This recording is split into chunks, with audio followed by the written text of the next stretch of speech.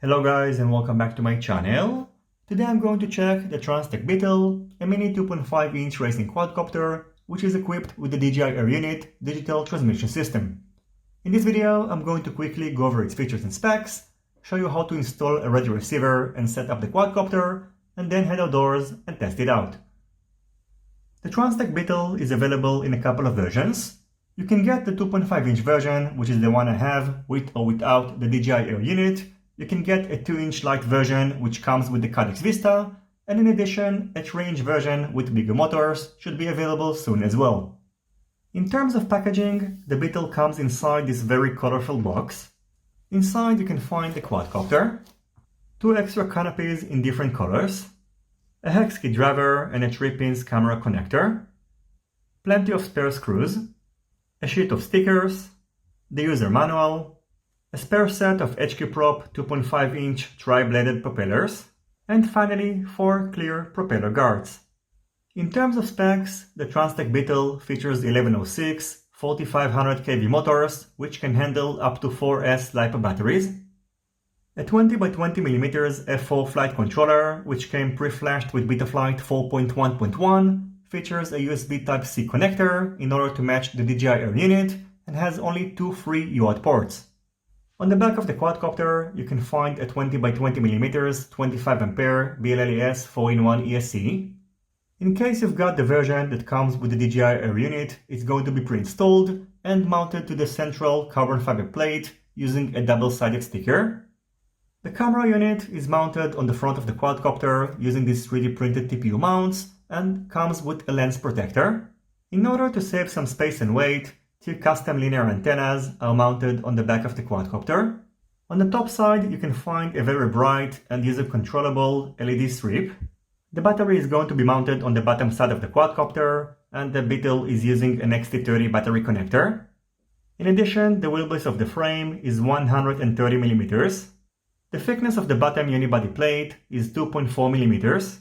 The width of each arm is 6.4mm. The distance between the back and front motors is 77.4mm. The distance between the right and left motors is 106mm. So this frame is using a Squash X pattern in order to get the propellers out of your video feed. In terms of weight, including a TBS Crossfire Nano SE receiver, the TransTEC Beetle weighs 149.1 grams.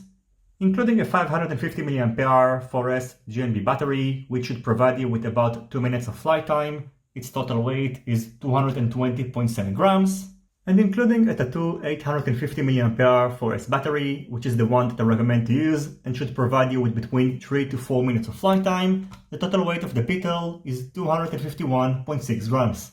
In case you would like to use the propeller guards, their total weight is 14.4 grams, so including the Beetle, the total weight is 163.5 grams. And if you need to obey the 250 grams limitation, you should stick to a 4S 550 mAh LiPo battery. In case you don't have the DJI remote controller, you will need to disassemble the canopy of the Beetle in order to install your own radio receiver. In order to do that, you will need to remove these 3 M2 screws. And as you can see, now we can remove the canopy and separate the central carbon fiber board from the bottom one. Now we can unplug the LED unit and disconnect the DJI connector. Now we can easily access the flight controller, which unfortunately features only 2 UART ports. UART number 2 is going to be connected to the DJI Air Unit in order to display the telemetry data, and UART number 1 is going to be connected to the radio receiver. You can power your radio receiver either using 3.3 or 5 volts, and you should note that since this is an older version, you can only find an RX pad on the left side of the flight controller, but on the newer version you can also find a TX pad.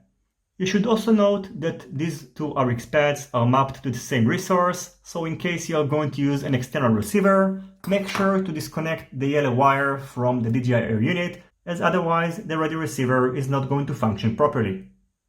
After soldering the radio receiver to the flight controller and before assembling the Beetle, first bind the radio receiver with your remote controller. Then using the USB Type-C connector of the flight controller, connect it to your computer, open up Betaflight, head over to the ports tab, and make sure that the serial RX switch is turned on next to the UART 1 and the configuration/MSP switch is turned on next to UART 2 in order to display the telemetry data on your DJI goggles. Then head over to the Configuration tab, configure your receiver, and using the Receiver tab, make sure that everything is configured properly. Finally, define your favorite flight modes, and in case you would like to use the custom OSD feature, define your favorite OSD elements. Now we can put back everything together, and after activating the DJI Air unit, we are pretty much ready to go. By the way, when assembling the quadcopter, you should note that this connector has 4 pins, and the LED connector has to be connected to the 3 left ones. The next thing that I've done is to head outdoors and test the TransTEC Beetle. After testing it out, I can tell you that even though on the paper it might not seem like a very promising quadcopter because it might look too heavy for its size, this is actually a very powerful and a very agile mini HD quadcopter.